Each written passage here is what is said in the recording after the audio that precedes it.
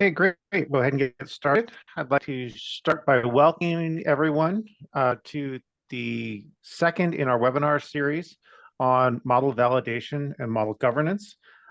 This session here is focused as a deep dive into the model governance topic.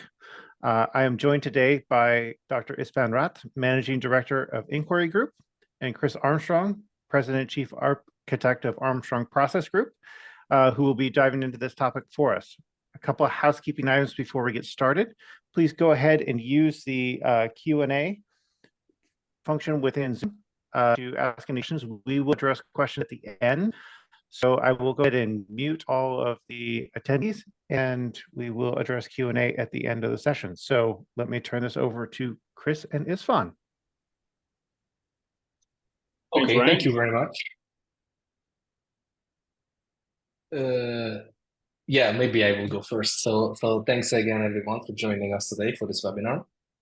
And as Ryan said, today is the second part of the webinar series, and today we are going to take a deeper dive into model governance. So first, just a very quick introduction of myself. I'm István Rath, the Managing Director of IncQuery. We are a company specializing in helping engineers, either it's systems engineers or architects in various kinds of industries to succeed with MBSE and related solutions, ranging from simple tools to specialized add-ons to integrated solution architectures.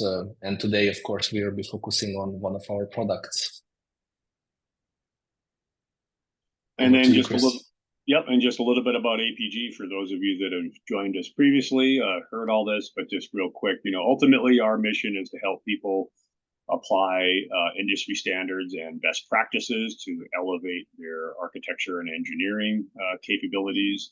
A part of that is our participation in a number of pertinent standards groups, particularly the ONG, the Open Group, and IncQuery. So not only are we trying to help organizations figure out how to apply the best practices and standards from those organizations, but then also contribute that back to the evolution and advancement of those standards. And we also are the operators of Sparks Services North America. All right, so like before, we're going to kind of follow a similar format. So we'll talk a little bit about some of the challenges.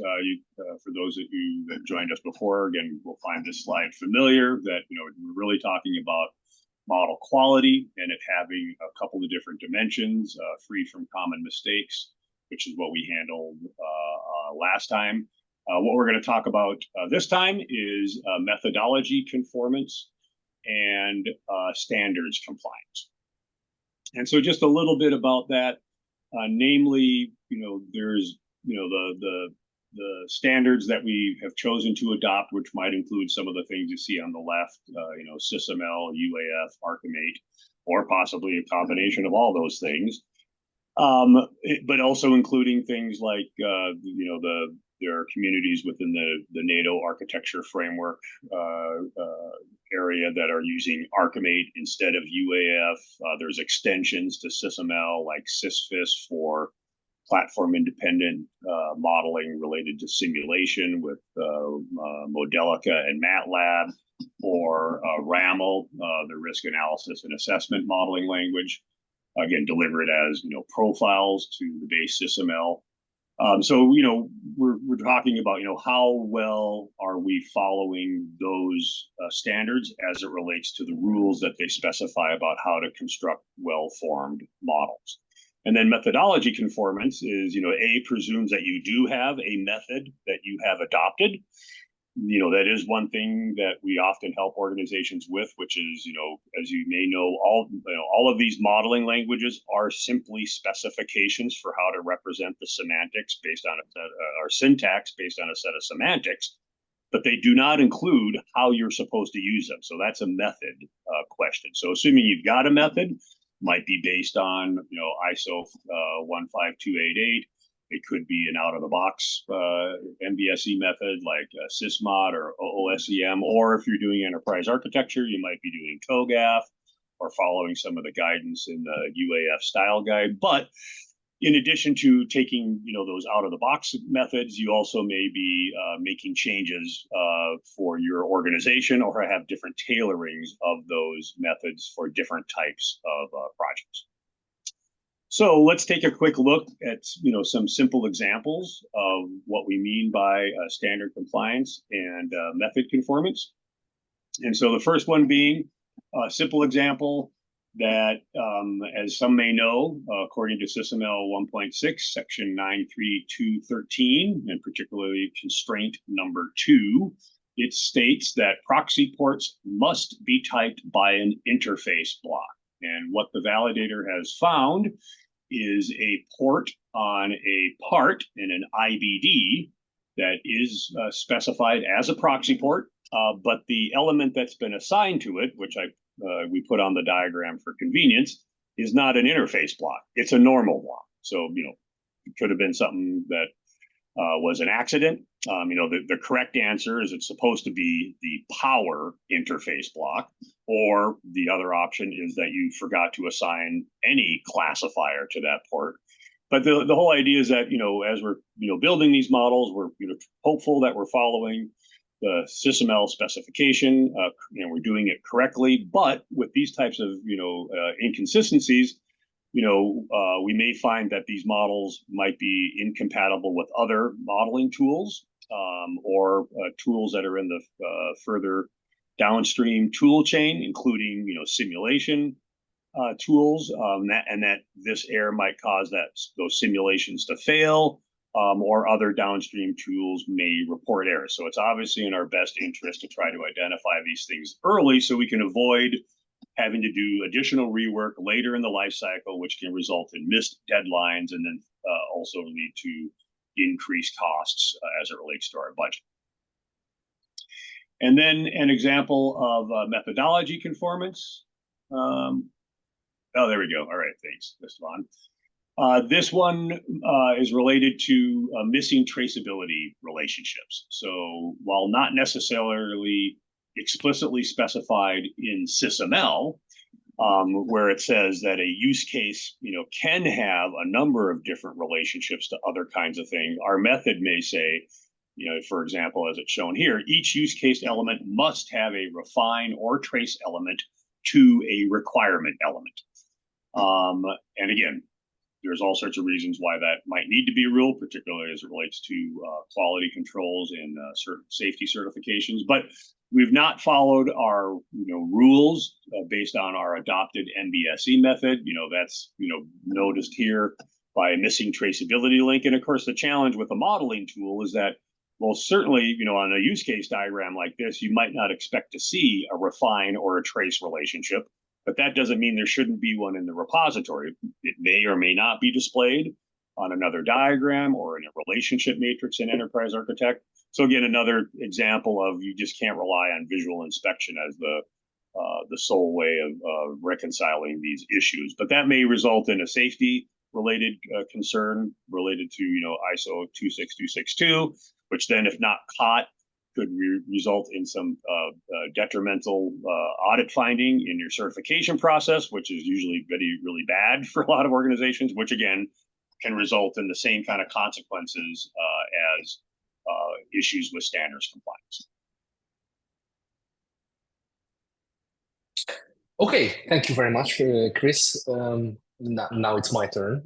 Question is, of course, after realizing all of these issues that can happen, what can we do to address all of this? Before we get to that, I just wanted to add a little bit more context to one aspect of all of these topics, which I think is very important from a practical point of view, namely, where does this quality question really come into play when you think about this in terms of the maturity of the MBSE practice in your organization? Now, this illustration table that you see here on the slide is something that we quite often use to really illustrate and also discuss with our customers in terms of where they are in their MBSE adoption journey and how we can help them. So majority of organizations obviously start with a document-based workflow, and once they start using and adopting MBSE tools like Enterprise Architect in particular, in a small group of people, that's when they get to the first stage that we call the silo stage, where still it's an isolated use of MBSE. But once you get to this source of truth level, which is then intends to say that you start taking more value out of MBSE tools and Enterprise Architect in particular, not just using it as an illustration or some kind of a additional practice related to documentation efforts, but really also want to make sure that whatever engineering information gets captured in the MBSE tool or the architecture modeling tool is really valuable and can be integrated in other engineering workflows downstream.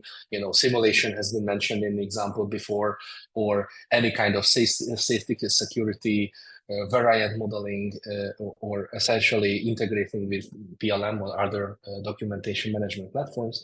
This is the point where you really need to make sure that the value that is exercised with MBSE is maximized by really paying a high and elevated attention to quality issues. So to make this a lot easier also for users of the Enterprise Architect world, we have developed this new product, this IncQuery Validator, which we have covered in the webinar before. So you may remember in simplest form, it comes as an add-on to Spark PA that provides lightning fast and powerful model validation capabilities, but it also targets collaboration scenarios as well. So what do we mean by the implementation of this model governance aspect? In simple terms, essentially automated solutions to address consistency issues. So make sure that all the models are consistent in style, conforming to the standards and languages, as Chris has described before, universally understandable across several collaborating teams. So once the organization gets bigger and several groups of people start to work together on related projects, this is where methodology conformance, like for example, making sure that the traceability links are consistently applied, is a very important aspect. And of course, also free from common mistakes, which we have covered in the previous webinar.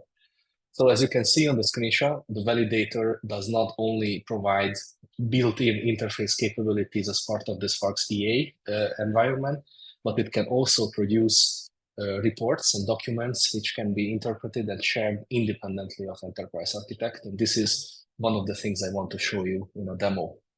So let me just switch over to my environment here. Yes, here in this example, I have opened up the same example that we have used in the previous webinar. So this is essentially Enterprise Architect, and IncQuery Validator is integrating into this environment, providing this validation results window. And this is the main user interface that you can interact with the functionality of the system.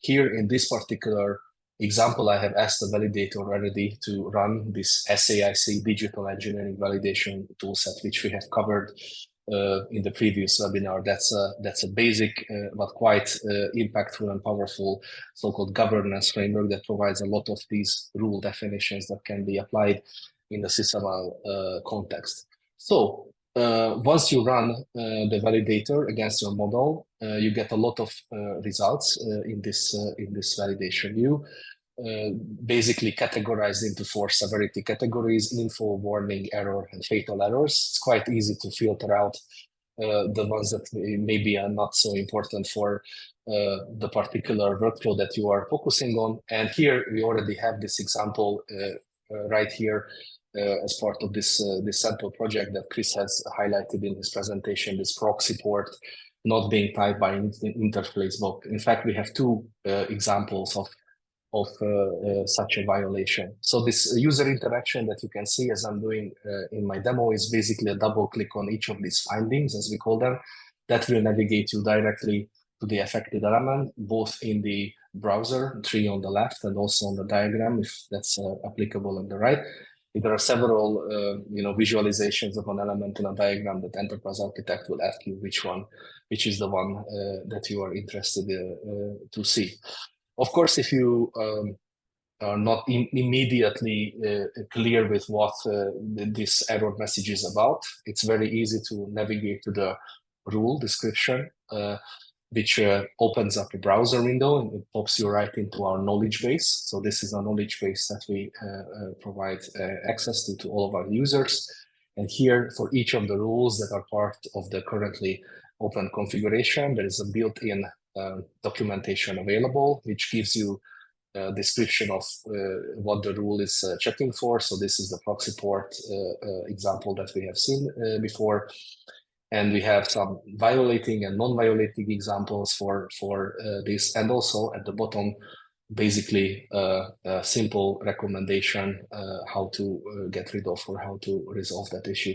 You have the same kind of functionality for all of the rules. So if you this one works very similarly, but it will navigate to a different kind of issue and so on and so forth. So this is pretty self-explanatory part of the documentation itself. There is another way of working with this view, which is the statistics mode. This is something that I have also shown the last time, but maybe this time we get into a little bit more detail. So in the statistics mode, the visualization is a little bit different, because here it's very easy to create a kind of a burn down chart of all the violations that have been found by the validator.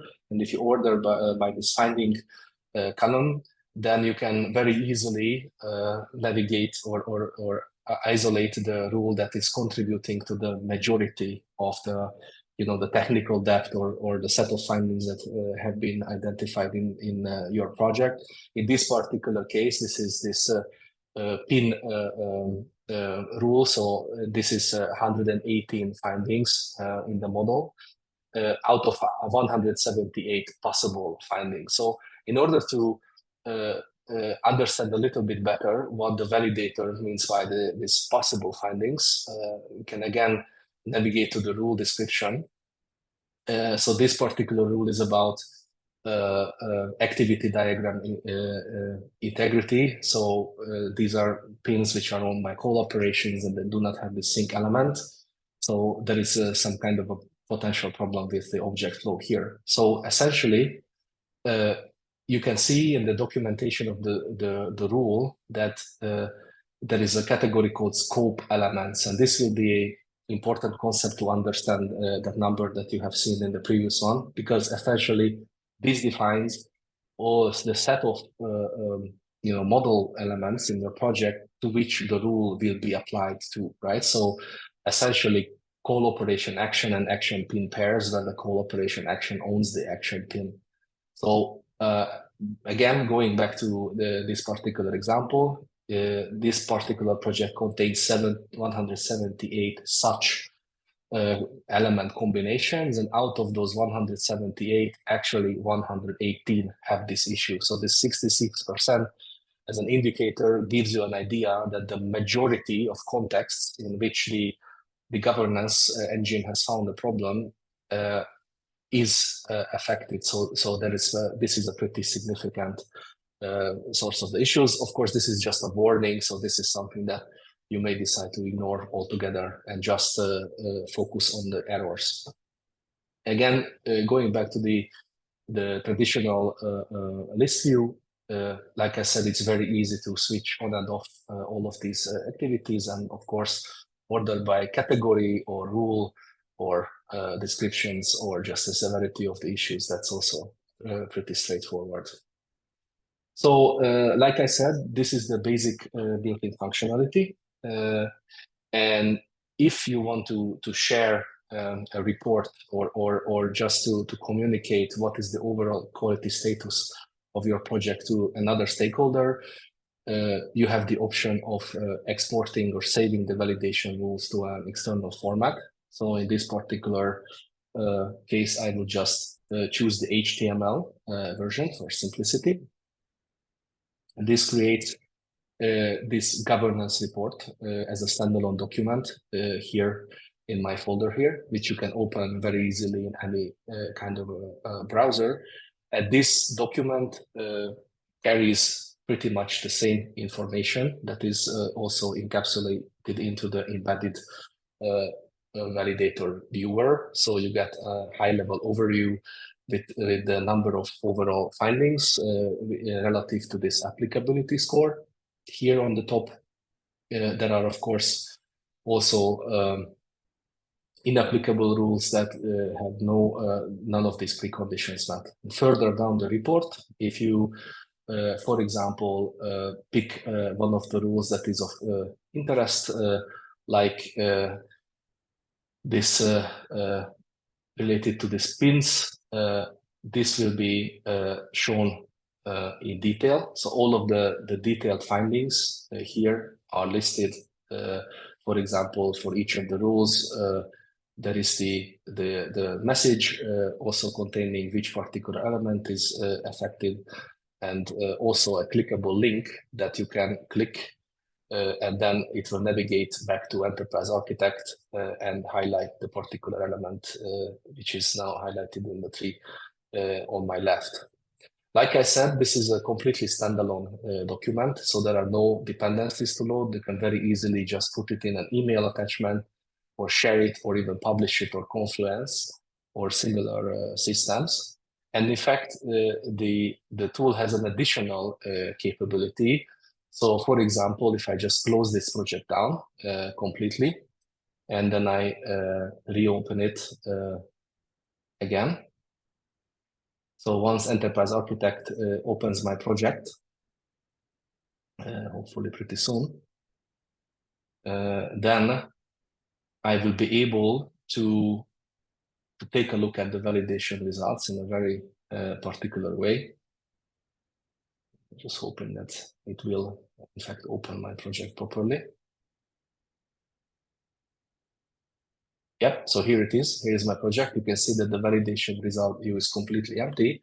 So what I can actually do is I can take this file and open it and load it into this view, and it will give me back the same kind of result instantaneously. So there is no need to rerun the validation again. If you just want to take a look at such a document inside the Enterprise Architect environment, you can do pretty much the same things.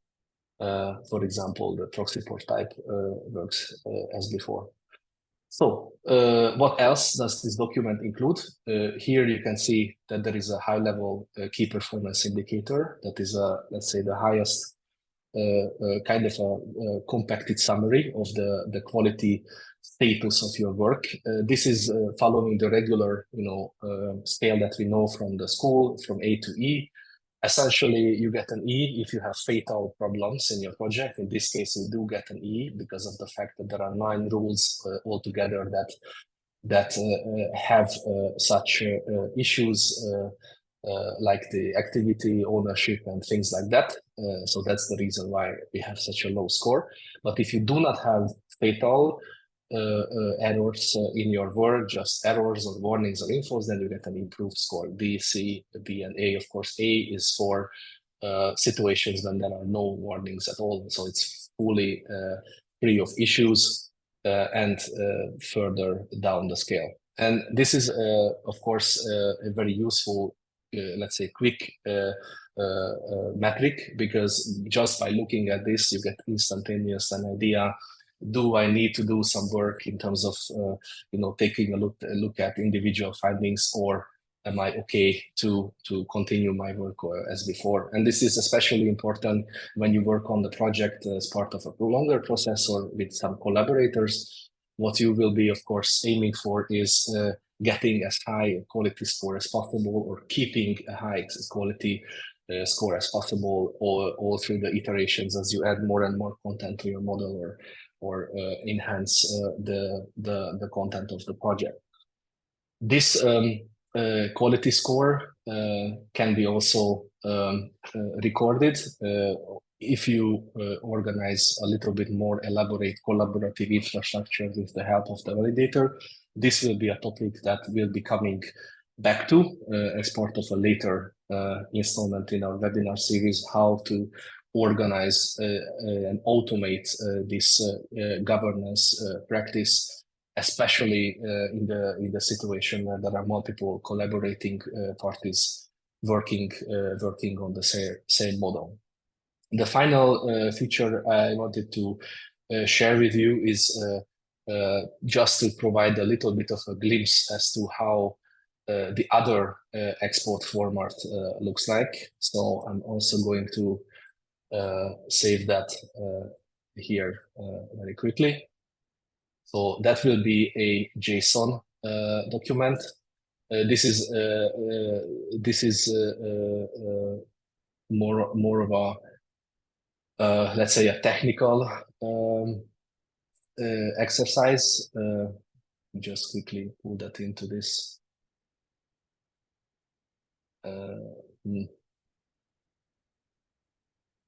Does not like me.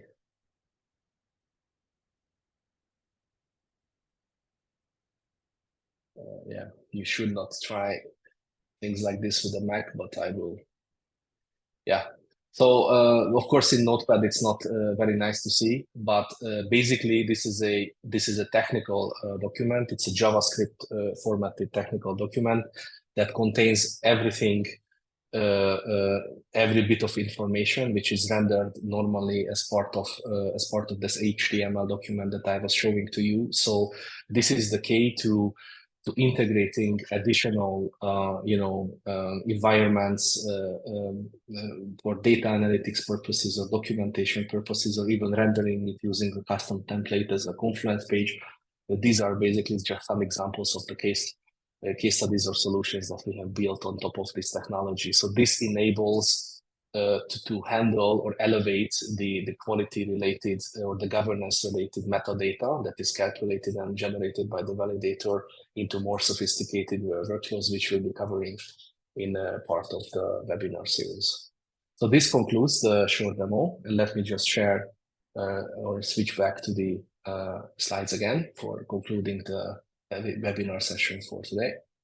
So the validator, as I have hinted at previously several times during today's discussion, actually comes in three flavors: the standalone, the team, and the enterprise. The majority of the features that we have covered so far are obviously in the standalone tier. So how this works is an add-on to Enterprise Architect 15 and 16. But very soon, in the next iterations of the webinar, we are going to be covering additional aspects as well, which come into play with the team and enterprise tiers, such as how to do your own rule sets, so how to not just to use and utilize the built-in rule set examples that I have been showing before, but add your own rule or customize the existing ones. We will also be covering the so-called profile and MDG validation capabilities, which help you greatly if you are working with MDGs or custom profiles and want to make sure that the models that you build are actually compliant to those profiles. And we will be covering the automation aspect as well, which especially is important for enterprise scale deployments. So how to build and execute validation pipelines with DevOps technologies, especially at scale. So in a setting where there is lots of collaborating teams and lots of projects. We will have an exhibitor booth coming up at the IncQuery International Symposium, which is due next week. So we welcome everyone to join us. We will be there at booth 21, and our team will be very happy to show you this and much more, of course, in much more details live. And you can even ask for some on-the-fly feature demo sessions as well. So with this, I would really like to thank you again for joining us for this webinar. And I encourage everyone to reach out to us, go to this URL, which is shown on the bottom here, just fill in the form, and let's get in touch so that we can help you evaluate and try the technology with the hope that it will bring significant benefits to your MBSE practice. Okay, great. Thanks, Isvan. We do have a couple of questions that we'll address real quick. The first one is, how can I deal with multiple methods in use across my model? For example, some things need additional rigorous compliance. So does the model validator allow you to run it on a segment of the model, or have different rule sets, different use cases? Yes. Yes, thank you for the question. At the moment, it allows you to select the rule set at the start of the validation, which will be applied to the entirety of the model, but you can use several different rule sets, and so, of course, add your own. This will be covered later. And we are working on features that will be available in the next version or so, which will allow you to do so-called scoping. So only do validation on a package hierarchy and the subtree below that or things like that. So this is an upcoming feature. Great. Great. The next question, this one's for you, Chris. What are the best practices for integrating automated model validation with your traditional review workflows that make up a governance process? So using automated validation versus things like model reviews. This document that I have showed you in the demo can actually be an input or an artifact of the review process, right? So there are various ways that you can utilize the document itself as part of the review because of the fact that we have navigation, features built in, and also high-level, KPIs and things like that. So that would be, I think, the most straightforward way of doing so. And I can add that, it's really going to, again, free up time in those model review meetings, because I don't think it obviates the need for those, but the time is going to be able to be spent on the content. Is the content, so more about verification or validation than verification, so that you can, take full advantage of that time to do, again, only what the humans can do, which is, did we build the right model, as opposed, did we build the model right? Great. Okay, so I think that wraps up our Q&A. So a reminder for anyone who is going to be at the IncQuery International Symposium next week, Chris and Isfan will both be there. So please stop by, chat with them in person.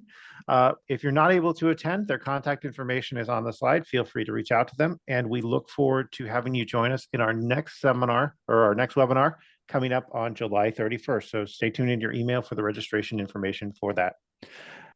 Chris, Isfan, thank you very much. Have a good day. All right. Thank you, guys.